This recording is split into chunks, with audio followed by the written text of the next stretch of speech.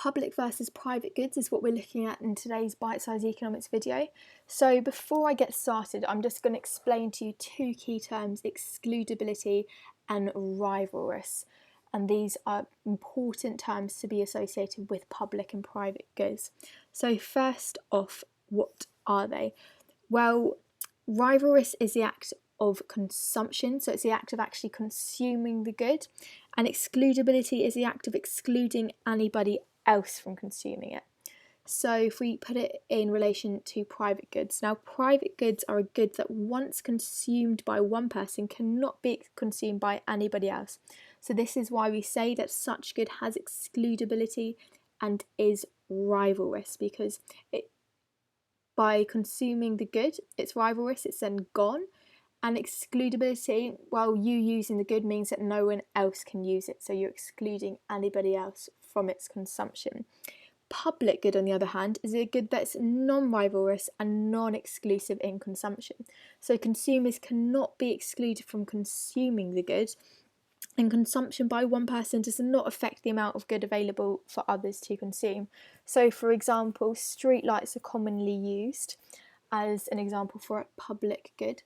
So you standing underneath a street light isn't going to stop anybody else from coming and standing underneath its street light, which means that it's non-excludable. You can't exclude other people from using it. And it's non-rivalrous because you standing underneath the street light and then going, the street light's not going to then break down and stop working forever, meaning that no one can use it again. It's going to carry on lighting up our streets. So it is non-rivalrous. And just with governments are what provide our public goods, and they have to estimate what the social benefit of the public good is when deciding what output of the good to provide. They are funded using tax revenue, so public goods are funded by tax revenue, but the quantity provided will be less than the socially optimum quantity.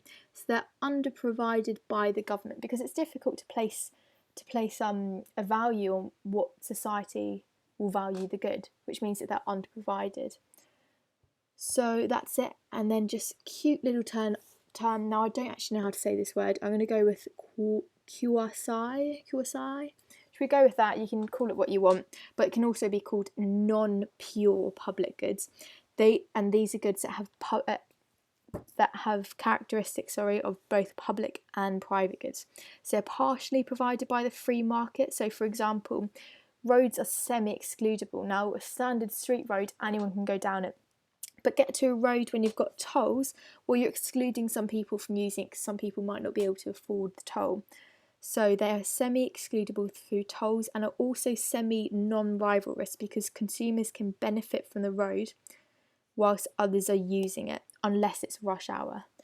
Obviously, then you might not be able to get onto it, or if there's a massive gridlock or something.